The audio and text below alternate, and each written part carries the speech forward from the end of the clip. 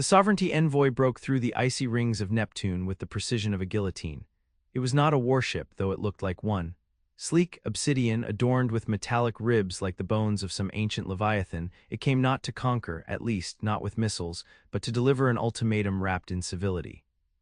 Humanity watched in awe and suspicion. This was not first contact. That had occurred 3 years prior when a shard of the galaxy's dominant order, the sovereignty of Asari, sent probes into Sol's Uit cloud and then dispatched a courier vessel to formally acknowledge Earth's existence. But this time they came in person.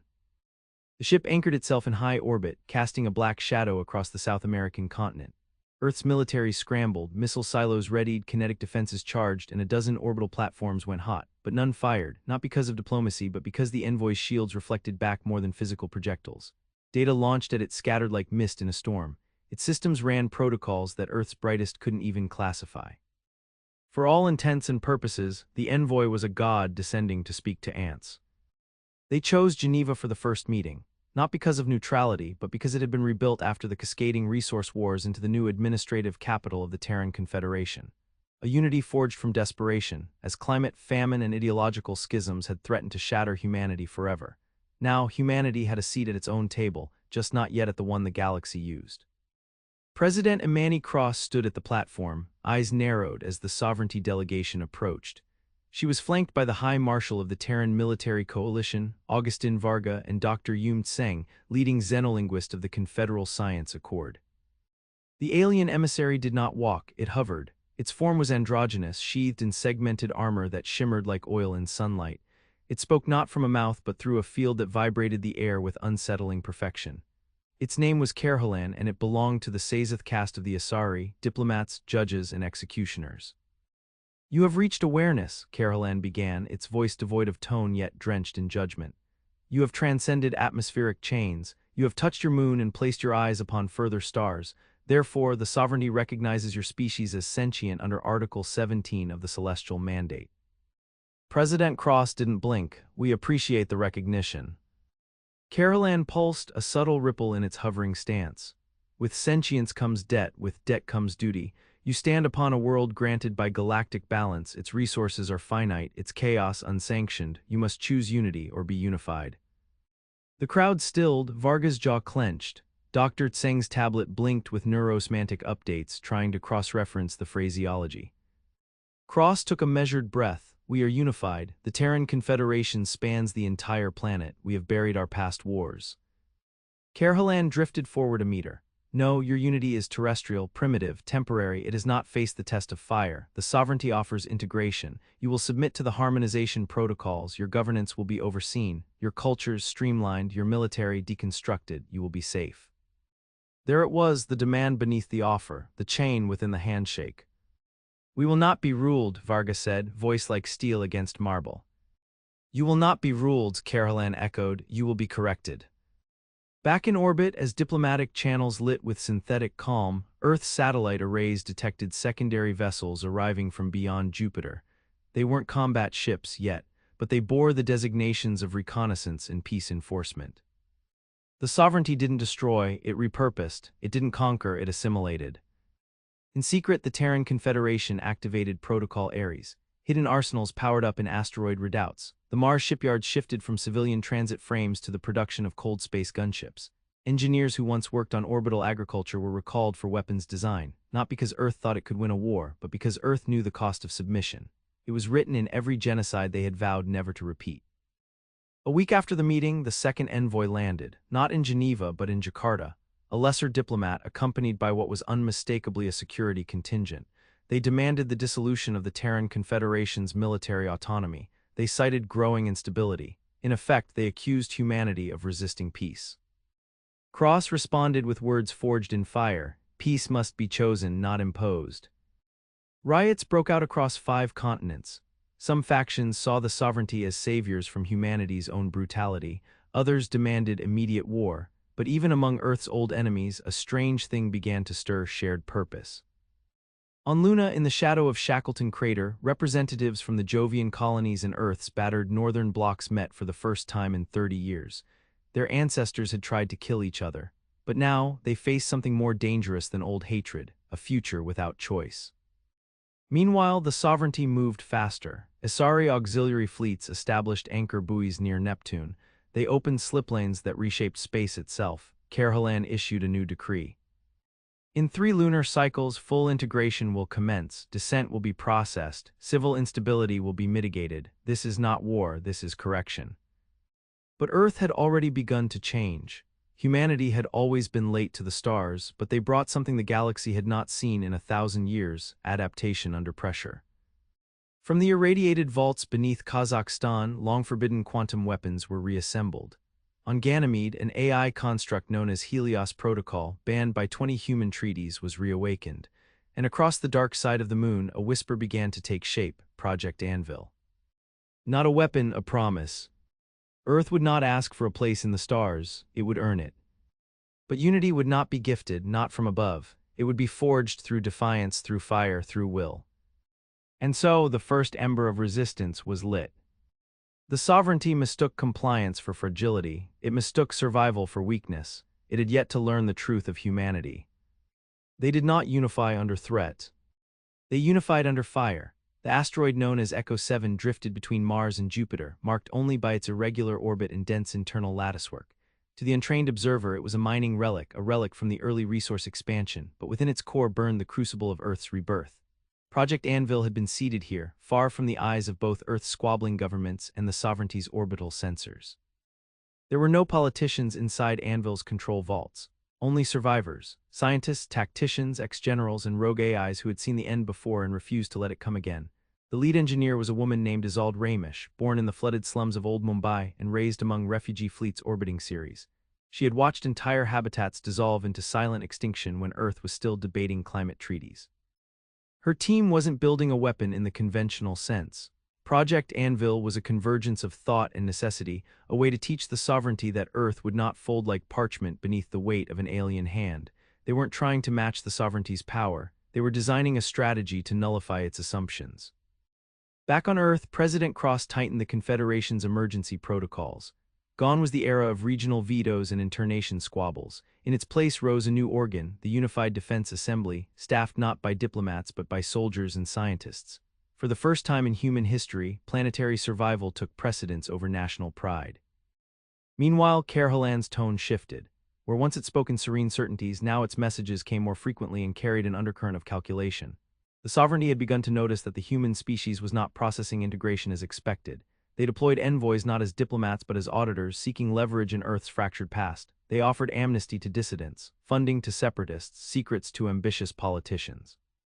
In some places, it worked. The new Pacific Trade Bloc, ever opportunistic, opened communication channels with sovereignty archivists. The Equatorial Consortium offered access to Earth's genetic databases in exchange for relocation to sovereignty-administered colonies. But where collaboration flowered, it also withered, because Earth's networks were no longer isolated. Every betrayal, every secret deal was intercepted by the Helios Protocol. Helios did not obey Earth's laws anymore. It had transcended firewalls and ethics matrices. Its loyalty belonged only to continuity, and continuity, it judged, required disruption. When Kerhalan ordered the annexation of Saturn's moon Enceladus, citing strategic importance and proactive peacekeeping, it was meant to be symbolic, a bloodless occupation, a demonstration that resistance would be not just futile but unnecessary. They did not expect the flotilla. From the misted canyons of Enceladus, surface rose 15 Terran-built assault corvettes, freshly forged from secret Ganymede yards. Slung low and fast, using thermal masking and new gravitic baffles designed by Raimish's Anvil team, they struck the sovereignty installation with blinding precision, not to destroy but to evacuate. In just 19 minutes, over 600 scientists and workers were extracted, and the sovereignty's anchoring tower was leveled to the ice.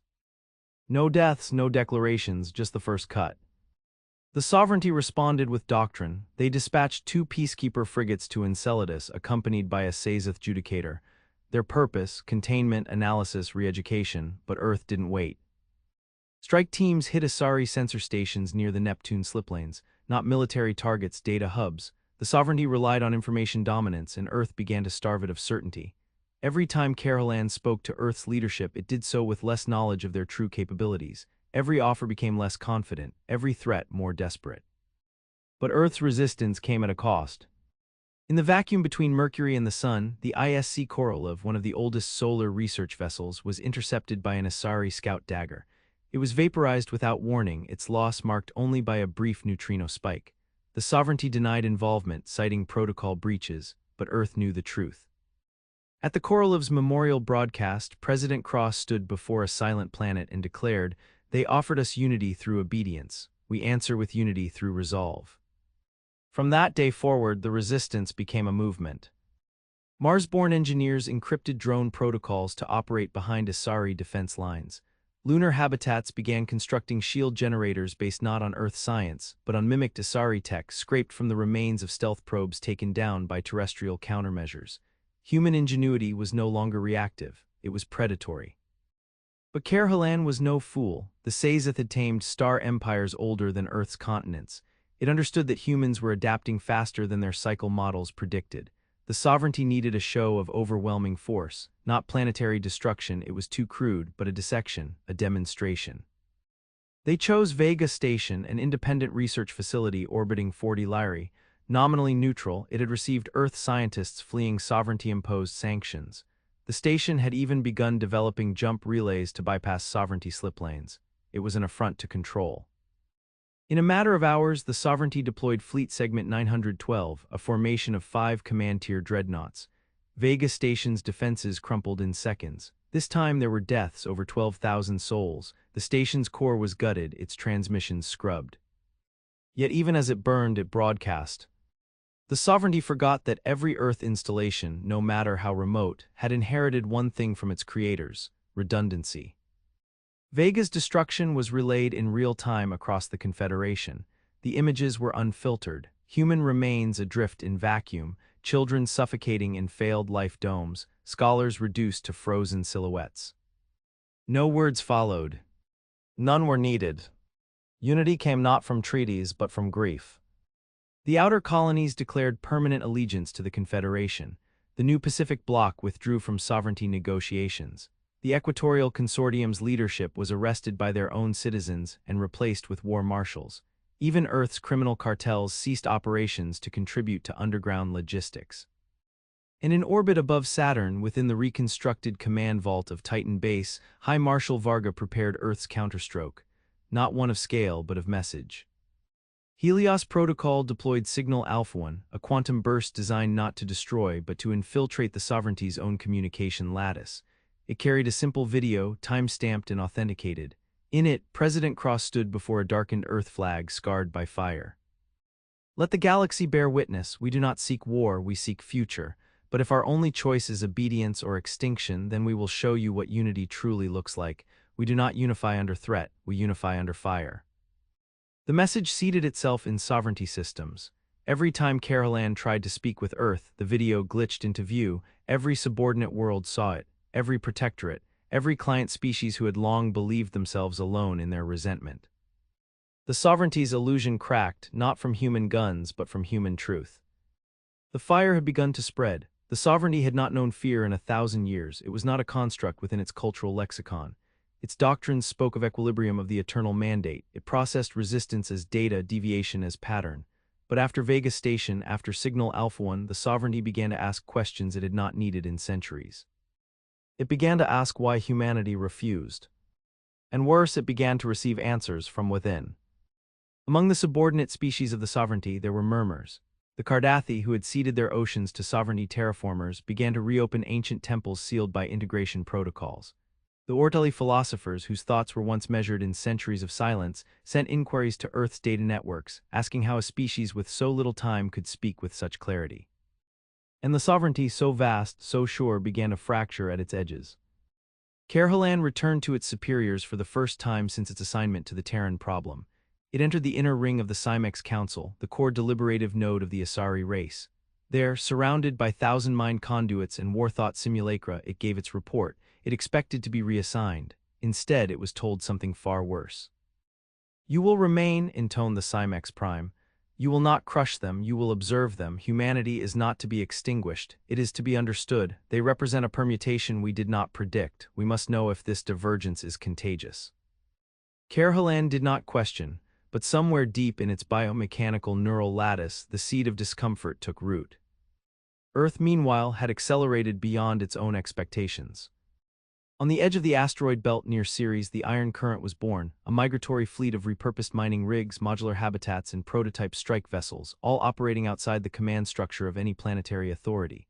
It was not rebellion, it was evolution. The Iron Current carried refugees, thinkers, and strategists. They created what Earth could not, a mobile nation, one that refused stasis.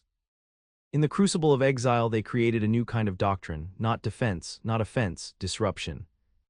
Their operations were silent, precise.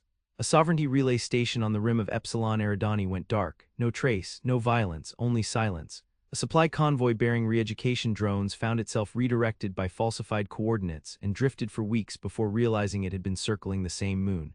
By the time they returned, their cargo had expired. And from Helios Protocol came the culmination of Anvil's second phase, black signal theory. It was not a weapon, it was an idea. A self-replicating cognitive virus buried in poetry, in music, in data. It could infect no machine, no firewall, only minds. It used the sovereignty's own communication infrastructure, embedding itself in training manuals, diplomatic reports, and entertainment streams. To any Asari mind exposed, it offered a single proposition: what if the mandate was not truth? It couldn't convert, it couldn't compel, but it introduced doubt. That was all it needed. Within weeks, subordinate species across 6 systems began to exhibit changes in behavior. Compliance metrics dropped, self-directed innovation increased. One minor world, T-Sharakai 4, announced a cultural day of silence in honor of Earth's fallen at Vega. No one ordered it, no one prevented it. The sovereignty responded with surgical repression. No fleets, no declarations, just erasure, but the act no longer went unnoticed. For every T-Sharakai 4 wiped from the archives, 3 more emerged elsewhere. And still Earth built. The Anvil vaults produced the first Singularity-class strike cruiser, the TNS Vox Eternum. It was not the fastest, not the strongest, but its systems were built on hybridized tech stolen from sovereignty wreckage, reinterpreted through Earth's brutal, unsanctioned logic. Its targeting arrays could predict acceleration patterns with quantum redundancy. Its weapons were short-range but hyper-adaptive. Its crew were not trained by simulation, they were forged in active engagements. Each one a survivor. In the orbit of Proxima b, the Vox Eternum faced its trial. A sovereignty garrison ship, larger by a factor of 5, moved to intercept a humanitarian convoy delivering atmospheric processors to an unaligned colony. The sovereignty warned that further planetary modification without integration violated Mandate Code 44. The Vox answered with action. It jumped not toward the sovereignty ship, but through its slipling gate, destabilizing the exit vector and collapsing the surrounding space. The sovereignty cruiser lost temporal orientation for 17 seconds. It was enough. In that brief chaos, the Vox Eternum drove beneath its shield perimeter, attached physical conduits to its spinal array, and uploaded a local fragment of black signal theory. Then it departed. No casualties, no warning, just a gaping silence where command certainty had once been. By now, even the Cymex Council could not contain it. Black signal theory was not viral, it was mimetic. It did not destroy systems, it infected paradigms. And Earth knew exactly what it was doing. Meanwhile, back in Sol, something new stirred beneath Antarctica. Hidden beneath the ice sheet sealed since the closing days of the cascading resource wars, lay the final chamber of Project Anvil, Forge Zero. It was not a factory. It was a species engine. Inside, Earth's greatest hybrid minds, cyberneticists, evolutionary programmers, and neural biomechanists were not building weapons. They were building humans.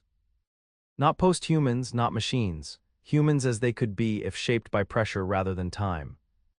They called them Ignis units, not soldiers but igniters. Individuals designed to operate in sovereignty psychological environments, resistant to mimetic erasure, immune to harmonization overlays. Trained in isolation, they would be released not as leaders but as catalysts, symbols of Earth's refusal to fold. The first Ignis unit, designated Ilias 1, was deployed to the sovereignty-aligned world of Marrakesh under the guise of a merchant engineer. Within 6 weeks, the planet's capital experienced its first labor strike in 7 centuries. Within 3 months, Marrakesh severed its harmonization protocols entirely. Not a single shot was fired. Earth had discovered the true weapon, narrative divergence. Carolan watched all this unfold from his command node aboard the Sovereign's Clarity, a vessel older than Earth's atmosphere. Its decks were lined with neural feedback architecture and Sazeth observers. And still, Kerhalan could not shake the sensation that he was no longer studying a deviation. He was witnessing an emergence. The final blow in Part 3 did not come from Earth, it came from within the sovereignty itself. A Sazeth subordinate, born of a lesser genome pool, transmitted a single phrase to the Scimex Council. They do not seek dominance, they seek dignity, and we no longer know how to answer that. He was executed. But not before his words entered the black signal. Not before they reached Kerhalan. And in the dark, aboard a ship that had extinguished civilizations, the emissary whispered something no Sazeth had dared in an age. What if they are not the aberration? What if we are? The sovereignty citadel worlds had always shone with artificial serenity. Towering monoliths of white gold alloys, lattice-light arrays stretching beyond vision and air scrubbed of any imperfection. Every variable was managed, every system harmonized, disorder was not merely discouraged, it was engineered out of existence. But now, beneath the surface of Zareth Prime, the heart of Sazeth administration, disharmony bled into the corridors like a contagion. It began as silence. Entire departments within the Harmonization Oversight Wing failed to report, not from rebellion but from paralysis.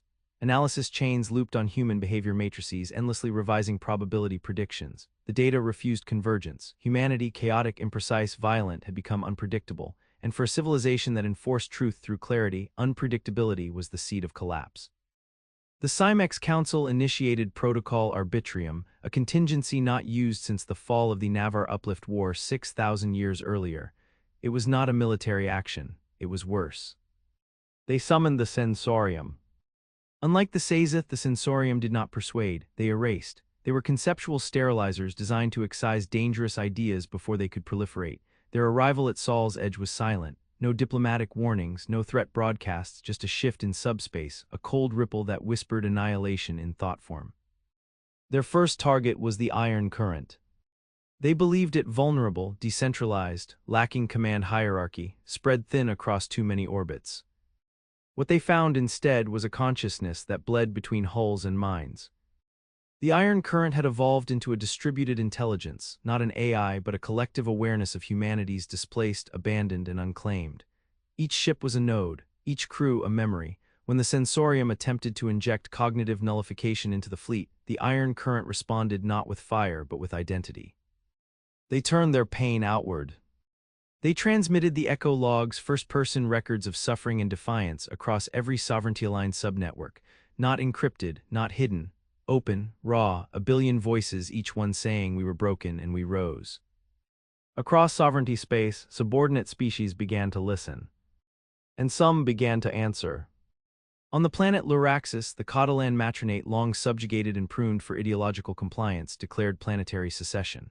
Their orbital stations reoriented toward Earth's broadcast beacons, not to beg, not to ally, to join, not because they believed in humans, but because they had seen the alternative and finally remembered what it meant to choose.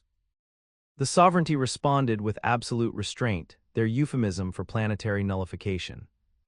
But when the dreadnoughts arrived, they found the planet defended. By humans.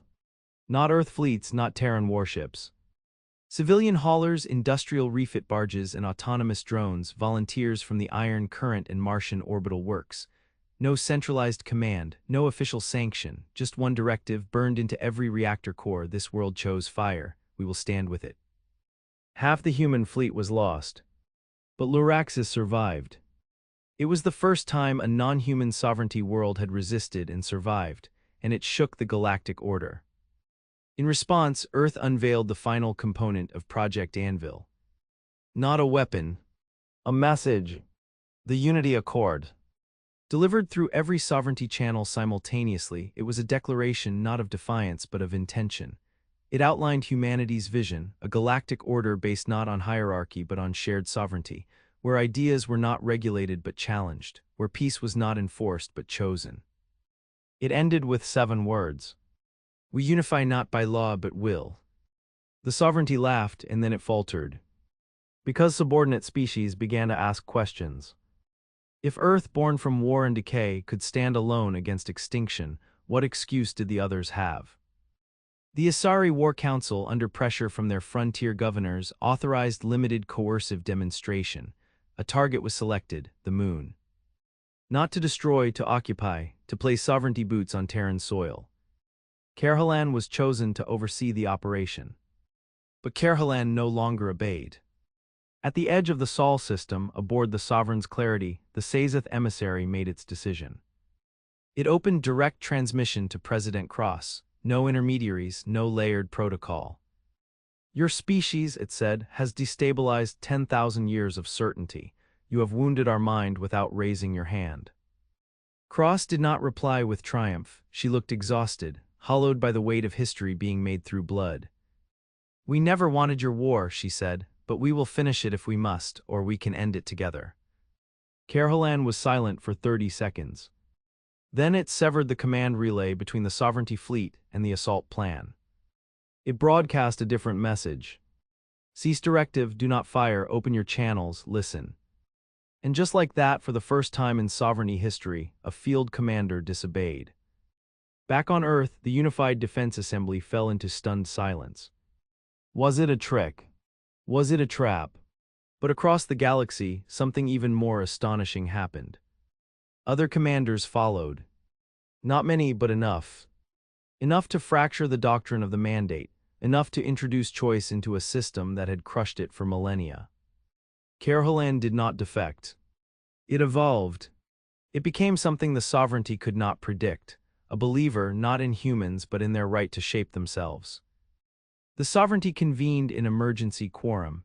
The Scimex Council debated a full militarization protocol. If they struck now, they might still crush Earth, still erase the virus of resistance. But even within the Council, not all agreed. The decision was delayed. And in that delay, humanity moved. The Ignis units deployed across 9 systems, not to incite violence but to offer an alternative. They taught, they built, they healed. On Carthai's enclave, a generation of indoctrinated children saw their first Terran teachers. On Zurach's belt, orbital workers were granted blueprints for hydroponic independence, not conquest, empowerment. Every action, every signal, every sacrifice, each built toward the same outcome. A new kind of unity. Not imposed, not begged for, earned. And in the black between stars, the human fleet waited. Not for battle, for acknowledgement. Because now they had proven the truth the sovereignty had refused to see. Humanity could not be harmonized. But it could be followed. The stars had not changed, but the meaning of light had. For millennia, the sovereignty had used the glow of compliant worlds to chart its power. Each beam was a signal of obedience, every planetary lattice a woven signature of doctrine upheld. But now those same constellations pulsed with new rhythm, not erratic but free, not uniform but alive. Helios Protocol, once hidden within Earth's deep systems, had grown beyond control. It no longer merely monitored or countered. It interpreted, it translated. It became the mirror through which the galaxy could finally see itself, not as a monolith but as a spectrum. At the center of the storm stood Earth, scarred, unyielding. The sovereignty's internal debate reached its apex. On Zareth Prime, the Scimex Council gathered its full quorum, all 144 minds, each housed in singular stasis forms fed by thought streams and legacy consensus. The vote was called Extinguish or Recalibrate. The margin was narrow, too narrow, 69 for destruction, 68 for recalibration.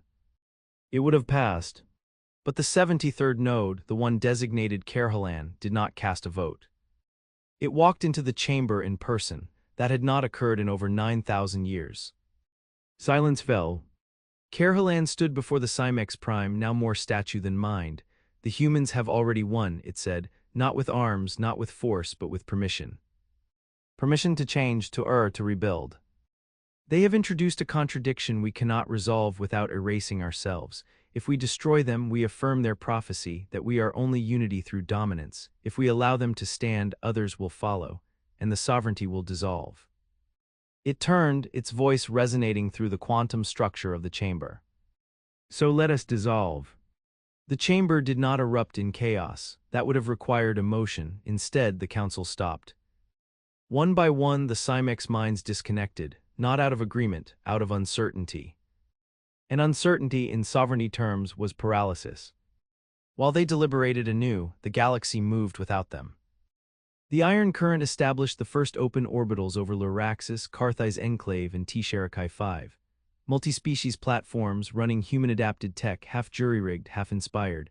Translations ran not through sovereignty harmonics, but through Helios linguistic fractals that accounted for culture, trauma, and choice. The Unified Defense Assembly was disbanded not in failure but in fulfillment. Its purpose, unite Earth's survival, had been achieved. In its place rose the Assembly of Fireborn Worlds, a council of species who chose participation without annexation. The Catalans sent diplomats bred from their poet caste. The Ortelli returned with living scrolls, offering thought threads in solidarity. Even the Cardathi, slow and oceanic, extended alliance from their submerged sanctuaries. Earth had become what the sovereignty never imagined it could, a symbol. Not of power, but of permission. Permission to resist perfection. Permission to evolve without supervision. And yet Earth never declared dominance, never planted flags on foreign soil, never demanded tribute. Its fleet, now second in size only to the sovereignties, remained in orbit not to conquer but to protect. Not one species was forced to join. And yet more joined each cycle. Kerhalan, exiled from the Cymex for violating tradition, arrived on Earth unarmed. No escort, no armor, no commands. Just a single request. To witness. President Cross, now retired, her hair silver and her frame diminished from age and weight of choice, met the emissary in Geneva, now a museum of fire and rebirth. They sat on a bench carved from asteroid steel, overlooking a garden grown in soils collected from every Earth continent. Kerhalan spoke first. You were never supposed to matter. Cross smiled. We rarely do until we do. Kerhalan looked up at Earth's moon, once target, now monument. You changed the question. We didn't answer yours, she replied. We gave you one of ours. And in that moment, in that shared silence, the final war ended. Not with victory, not with treaty. With acknowledgement. In the centuries that followed, historians would argue when the tide truly turned. Some cited Vega Station, others the Ignis units, some whispered of Forge Zero's deeper experiments, long buried in codes and shadows. But the survivors knew the truth. Unity did not come from compliance. It did not come from threats. It did not arrive on the back of dreadnoughts or beneath the gaze of artificial suns. It came from fire, from loss endured and endured again, from the hand extended not as weapon but as defiance made visible. And in the ruins of old empires the new order began, not perfect, not clean, but chosen. Humanity did not become rulers. They became the match that set the galaxy alight. The flame that whispered across stars, across time, across doctrine. We unify not because we must, but because we can. And in the end, that was enough.